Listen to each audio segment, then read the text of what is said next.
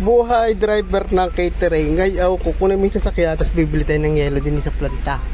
Oh, yan. Lagay na yelo. Magkano isang sako, sir? 340 dalawa. Ah, mura-mura pala yan, oh.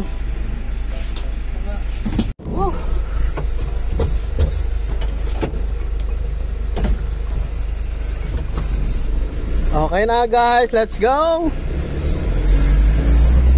Ito na, kukuha natin pagkain, dadali natin doon. Ah, mother.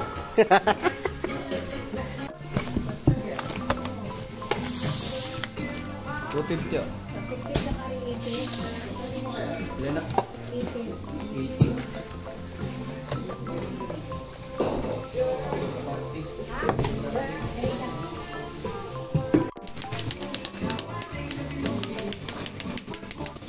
Para hindi magpawis, giliw.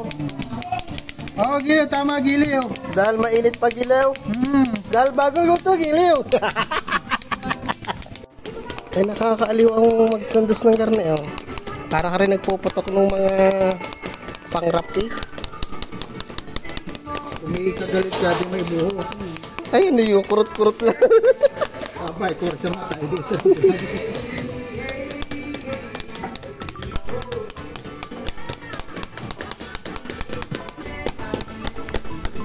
Ay, nakakaaliw mga giliw. Yeah, all set na mga giliw. Ikakarga na lang natin din sa van. Ready for delivery na.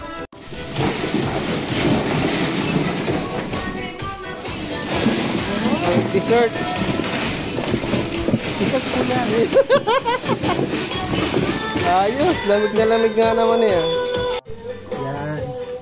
Bako, espero na ka.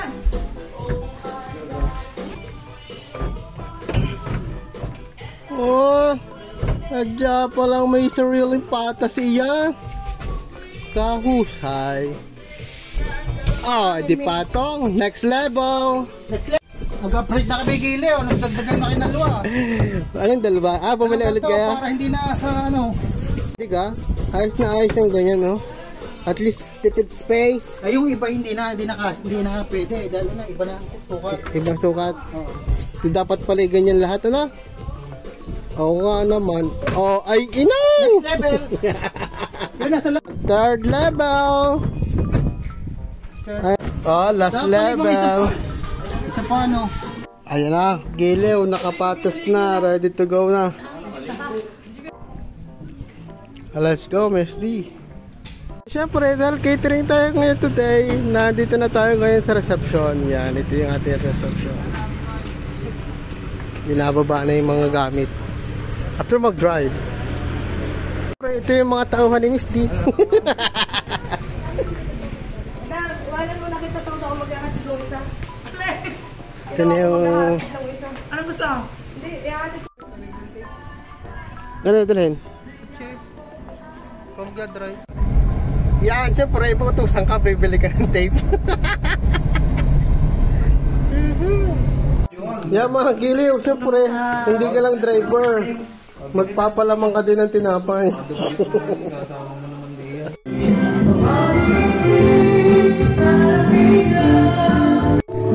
Tumari, ama ka na!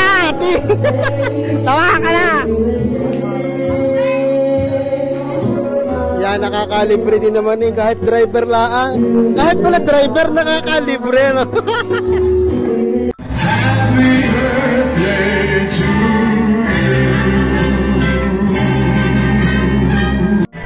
Alright, ladies and gentlemen, once again, a big round of applause for our Davidan Vivian. Isa malakas na palakpakan naman po. And our celebration is now officially open. And to do it, to start our program, let's start our program, get to know our Davidan. So I have some random question here. And to begin our question and answer, pwede po bang malaman sino pong pinakamalapit na kaibigan? Tamang pahangin lang din naman. Hihintay na matapos para makapag-drive ulit pa uwi. Yeah, mga giliw, first hakot. Ito yung inip nga pala pag gaya. Hindi na sanay eh. Babalik pa, ilang hakot pa ito. Ang oras na. After nang magbalik-balik ka ng 5 beses at maghahatid ka pa ng mga empleyado, ay ikaw talaga matitira.